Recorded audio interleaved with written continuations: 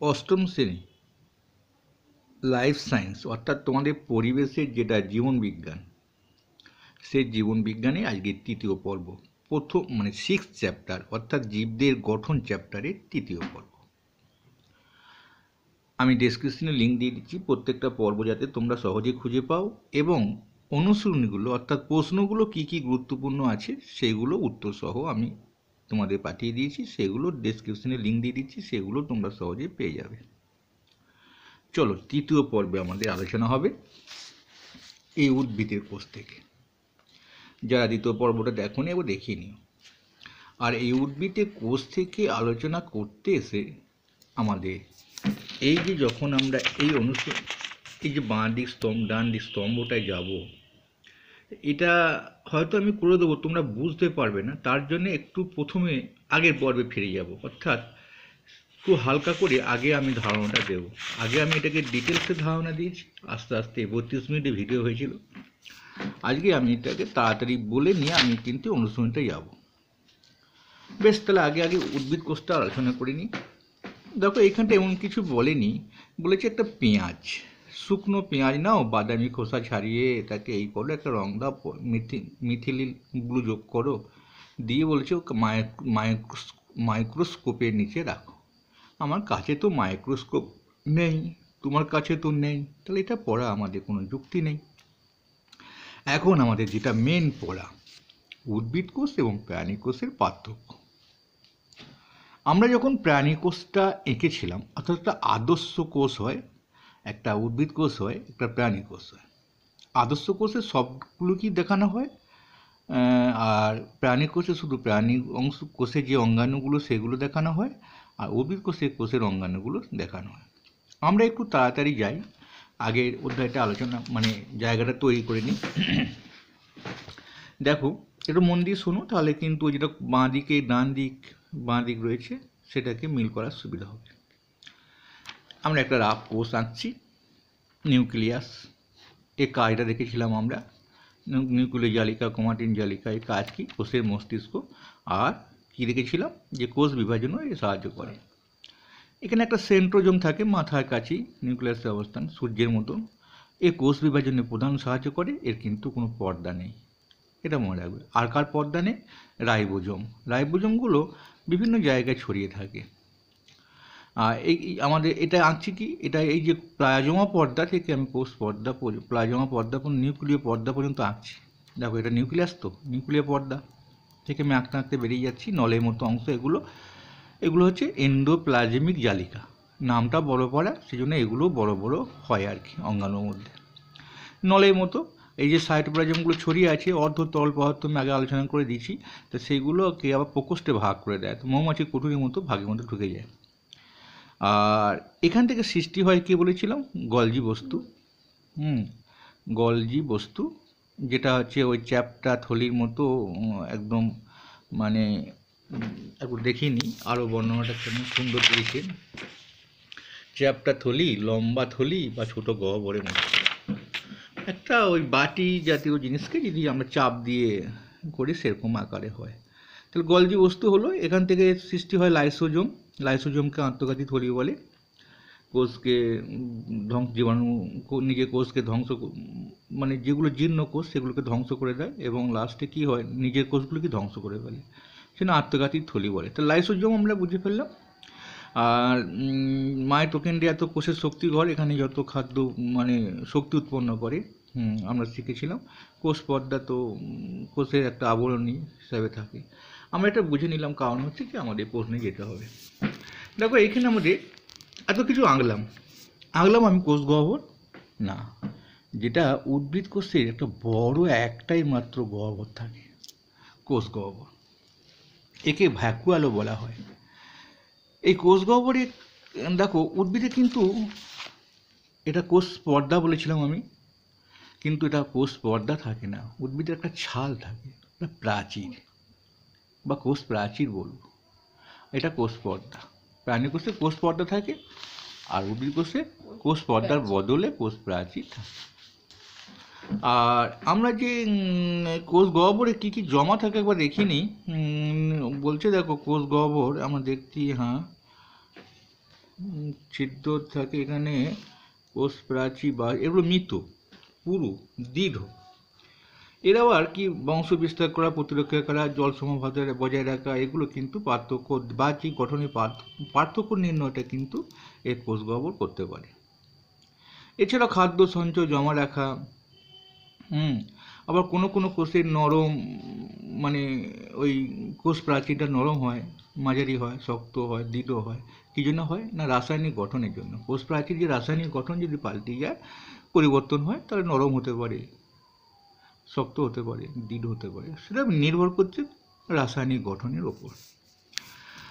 আর কোষ প্রাচীরের মধ্যে মেন জিনিসটা থাকে কোষ গহ্বরের মধ্যে, এই যে বড় গহ্বর রয়েছে না, একটু দেখো, মেন জিনিস থাকে জল, অক্সিজেন, রেচন পদার্থ, এগুলো জমা থাকে।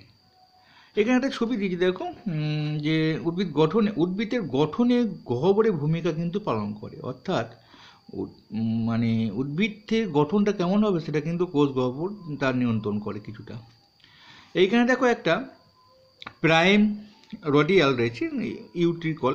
তো এটা কি না, যে কোষ গহ্বর তো আমরা দেখতে পাচ্ছি, সাইটোপ্লাজমগুলো তো জেলির মতো পাশে রয়েছে।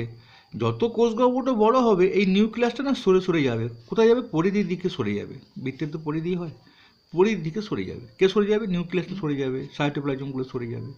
এবার সাইটোপ্লাজম যে একটা বিন্যাসভাবে ঘিরে আছে কোষ গহ্বরকে, বলেছি দেখো, কোষ গহ্বরকে বেষ্টন করে সাইটোপ্লাজম যে বিন্যাস, সেটাকে বলা হয় প্রাইমর্ডিয়াল বা ইউট্রিকল। তাহলে আমরা শিখে ফেললাম যে ওখানে একটা সাইটোপ্লাজমটা ঘিরে থাকে, সেটা কি বলা হচ্ছে। কিন্তু যখনই কোষ গহ্বর বড় হবে, সাইটোপ্লাজমগুলো সরে সরে যাবে, আবার নিউক্লিয়াসও সরে সরে যাবে। কোথায় সরবে? পরিধির দিকে, পরিধির দিকে, বৃত্তের পরিধি হয়। এখানে একটা ছবিটি দেখো, যে এই যে গাছটা মানে বলেছে সূর্যের উদ্ভিদের পাতা মাটি থেকে জল শোষণ করতে পারে, তার নির্ভর করে। প্রথমে সূর্য আলোকের দীর্ঘ প্রখরের সময় গাছটা নুয়ে পড়েছে। কেন হয়েছে জানো? এটা নুয়ে পড়েনি, মানে এটা কম আলোয় আছে, জোর আলো পেয়েছে। তার মানে কোষ গহ্বরে এখানে ব্যাপারটা আছে, অর্থাৎ কোষ গহ্বর থেকে খাদ্য যেতে পারছে না, বা মূলধারার জলটা পাতা ঠিক জায়গায়, গহ্বরটাই বড় হয়নি, প্রাচীরটা তো বড় হয়নি। তো গহ্বর যখন ছোটো আছে, তো গহ্বরটা ছোটো থাকার জন্য সেখানে স্টকটাও তার কম আছে, তারপরে কিন্তু গাছের পাতাগুলো নিয়ে গেছে। চলো আমরা এইখানটায় যাই।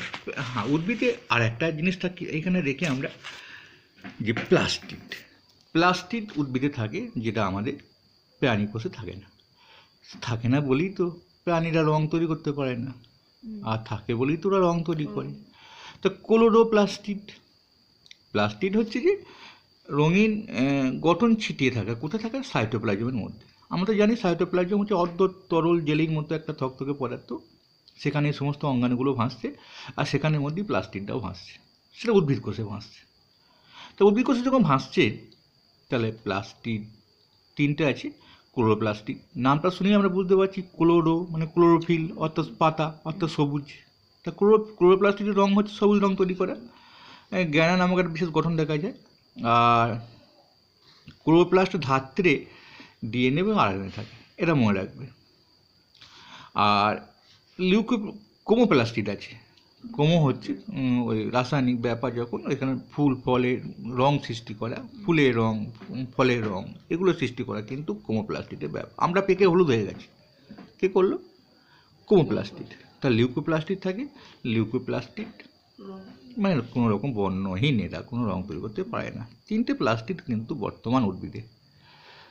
খুব বড় প্রশ্ন একটা করতে পারি, উদ্ভিদে প্লাস্টিড কয় প্রকার, প্রত্যেক প্রকার প্লাস্টিকের একটা মানে কার্যসহ বর্ণনা দাও। প্রত্যেক প্রকার প্লাস্টিকে কে কী করে, আর কে কী রং তৈরি করে, এটাই বড় ব্যাপার। তৃতীয় প্রকার প্লাস্টিক বর্ণহীন বলেই দিয়েছি। চলো আমরা দেখতে পাচ্ছি এইখানটাতে উদ্ভিদ কোষ, প্রাণী কোষ। বলো কোষ প্রাচীর কার থাকে বললাম? উদ্ভিদ কোষ। একদম নির্ভুল, একটাই বড় থাকে, ও যত বড় হবে সাইটোপ্লাজম তত সরে যাবে, ভালো করে জেনে নিলাম। এবং উনি নাকি আবার উদ্ভিদটা আকৃতি গঠনটা কেমন হবে বলে দেন। বাহ, গহ্বর না, আমরা কোষ প্রাচীরটা তো দেখলাম, মানে কোষ প্রাচীরটা আমি একটু গহ্বর কথাটা বলে ফেললাম। কোষ প্রাচীরটা দেখলাম উদ্ভিদের পর্দার, প্রাণী কোষে যেটা কোষ পর্দা থাকে তার বদলে কোষ প্রাচীর থাকে, ওটা গাছের দৃঢ়তা দান, ও কিন্তু কোষ প্রাচীরও কিন্তু মানে আকৃতি গঠন নির্ণয় করে। কোষ গহ্বরও তাই, উদ্ভিদ কোষে থাকে, প্রাণী কোষে থাকে না। প্লাস্টিডও তাই, উদ্ভিদ কোষে থাকে, প্রাণী কোষে থাকে না। 3 রকম প্লাস্টিড দেখলাম। কী দেখলাম? ক্লোরো, কোমো, লিউকো। আর সেন্ট্রোজোম প্রাণী কোষে থাকে। এটা কোষ বিভাজনে সাহায্য করে, এর কোনো পর্দা নেই। রাইবোজোম আর সেন্ট্রোজোম অঙ্গাণু এমনই অঙ্গাণু, এর কোনো পর্দা নেই। চলো দেখে নিই কোষ প্রাচীর কোথায় হবে অবস্থানটা, উদ্ভিদ কোষে। বৈশিষ্ট্যটা দেখতে পাচ্ছি আমরা, বৈশিষ্ট্যগুলো আমরা কাজগুলো আলোচনা করে দিয়েছি। এই প্লাজমা পর্দা আমাদের প্রাণী কোষের, সাইটোপ্লাজম উভয়ই মানে দুটোই থাকবে, প্রাণী কোষ উদ্ভিদ কোষ, নিউক্লিয়াস প্রাণী কোষ উদ্ভিদ কোষ দুটোই থাকবে, এর বাকিগুলো সবই থাকবে, দুটো উদ্ভিদ থাকবে, শুধু থাকবে না সেন্ট্রোজোমটা প্রাণী কোষে হয়ে যাবে, প্লাস্টিড হয়ে যাবে উদ্ভিদ কোষে শুধুমাত্র, গহ্বর উদ্ভিদ কোষে। তার মানে বাকিগুলো অন্য অন্য কোষে সবই থাকবে। চলো আমরা দেখে নিই এটা, এই প্রশ্নগুলো দেখলাম। যে অঙ্গাণুটি কোষের শক্তি উৎপাদনের অংশ নেয়, আমি একটু আগেই বললাম মাইটোকন্ড্রিয়া। এটা আর দেখো, ভালো ছবি আঁকতে হলে এখানে আমার একটা ছাত্র এঁকেছে, দেখে নাও, এরকম একটা ছবি এঁকে নেবে, পয়েন্টগুলো দেখানোর চেষ্টা করে নেবে, এরকম পয়েন্টগুলো। আমি সেটাকে রাফ এঁকে বোঝাচ্ছি। কি পেলাম আমরা পেলাম মানে প্রথম অঙ্গাণুটা শক্তিঘর মাইটোকন্ড্রিয়া, এখানে খাদ্য বস্তু জারিত হয়। চলো আমরা তাহলে আমাদের মাইটোকন্ড্রিয়া কোথায় আছে, এ দেখো, এটা কয়ের অ্যান্সার না? কোষ বিভাজনে যে অঙ্গাণু অংশগ্রহণ করে, বলো কোষ বিভাজনে আমরা কি দেখলাম? সেন্ট্রোজোম, পর্দা নেই, একমাত্র পর্দাবিহীন, ইনি নাকি কোষ বিভাজনে অংশগ্রহণ করেন। দেখুন এখানে দেওয়া আছে, ঠিক আছে না, একদম প্রথমে দেওয়া আছে। চলো তারপরে আমরা যাব উদ্ভিদ কোষের যে অংশ থাকার জন্য গাছের গুঁড়ি ভীষণ শক্ত হয়, সেটা কি গো? গুঁড়িটা শক্ত হয় কি? মোটা ছালটা তো তৈরি শক্ত হওয়া হয় কখনো রাসায়নিক গঠনের জন্য, বললাম না, কোষ প্রাচীর রাসায়নিক গঠনের উপর নির্ভর করবে, কাণ্ডটা নরম হবে না শক্ত হবে, তাহলে দায়ী তো কোষ প্রাচীর। তো অপশানটা কোথায় আছে? অপশানটা আছে ওই পাতায়, কোষ প্রাচীর আমরা দেখতে পাচ্ছি গয়ে। মনে রাখবে, বাঁ দিকে আছে বোধহয় একটা, ডান দিকে বেশি আছে, একটা ডান দিকে বেশি আছে, বাঁয়ে তো ওই পাতা 4টে, বাঁ দিকে 10টা আছে আর ডান দিকে 11টা আছে। তার জন্যে কোনটা হয় বলে দিচ্ছি, কোনটার সঙ্গে হবে। কোষের যে অংশটি জিন থাকে, আমরা তো জিন কোন থাকে, এখানে অপশান আছে নিউক্লিয়াস, প্লাস্টিড, আমরা তো এখানেই পড়েছি নিউক্লিয়াস এখানে পড়তে গিয়ে আমরা জিনের কথা শুনেছিলাম। তো নিউক্লিয়াস যখন এখানে অপশান আছে, আমরা নিউক্লিয়াসটাই দেবো। তাহলে ঘয়েরটা হয়ে গেল মানে এই নিউক্লিয়াসটা। চলো তারপরে চ্যাপ্টা থলি লম্বাটে ভাঁড়াটে গহ্বর, একটু আগেই বললাম গলজি বস্তু পড়িয়ে দিলাম না, যে চ্যাপ্টা থলি লম্বা থলি আবার ভাঁড়ার গহ্বর। তাহলে গলজি বস্তু কোথায় আছে দেখে নিই। রোগ জীবাণু পাচন ও ধ্বংস করার সময় শ্বেতকণিকার যে অঙ্গাণুর সংখ্যা বেড়ে যায়, সেটা হচ্ছে লাইসোজোমে, কারণ ক্যান্সার হয়তো ওটা থেকে শ্বেতকণিকা বেড়ে যায় মানে তো ব্লাড ক্যান্সার হয়তো মানে বিরাট, ওই নাকি আত্মঘাতী থলি।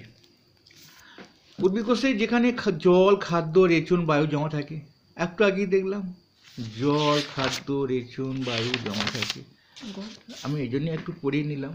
দেখো জল, রেচন পদার্থ জমা থাকে, কে গো? কোষ গহ্বর। চলো তারপরে যাব, সাইটোপ্লাজমকে কতগুলো অসম্পূর্ণ প্রকোষ্ঠে ভাগ করে, আমি একটু আগেই বললাম। এই জায়গাটা এন্ডোপ্লাজমিক জালিকাগুলো কেমন ছিল, এরা সাইটোপ্লাজমগুলো অসম্পূর্ণ প্রকোষ্ঠে ভাগ করছিল। বইয়ে দেখবে এন্ডোপ্লাজমিক জালিকা যেখানে আলোচনা করা আছে সেখানে এটা অ্যান্সারটা দেওয়া আছে। তাহলে এটা হয়ে গেল বর্গীয়টা। খাদ্য তৈরিতে, খাদ্য সঞ্চয়ে, আবার ফুল ফলে রং, এখন তো বললাম প্লাস্টিক শুধু রং তৈরি করে না, খাদ্য সঞ্চয়ও করে আর ফুল ফুলে রং তৈরি করে। তাহলে প্লাস্টিক অপশানটা কোথায় আছে?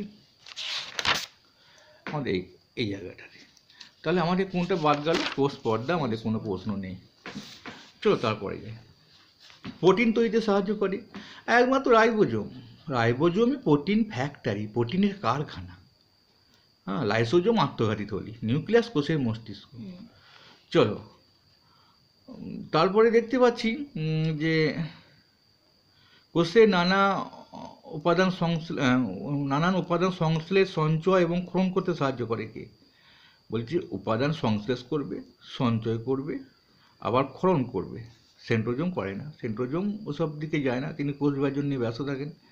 লাইসোজোম আত্মঘাতী থলের মধ্যে থাকে। গলজি বস্তুটা আমরা দেখবো এন্ডোপ্লাজমিক জালিকা, সংশ্লেষ করে, সঞ্চয় করে। দেখো, খাদ্যকে হজম করা, জীবাণু মেরে ফেলা, পূর্ণ জীবকে লাইসোজোমের ব্যাপারে দেখি আমরা। খাদ্যকে সঞ্চয়, দেখো এইখানটা আমরা দেখছি যে ফ্যাটি অ্যাসিড, অ্যামাইনো অ্যাসিড ঘেরা মাইটোকন্ড্রিয়ার শক্তি অংশ নেয়।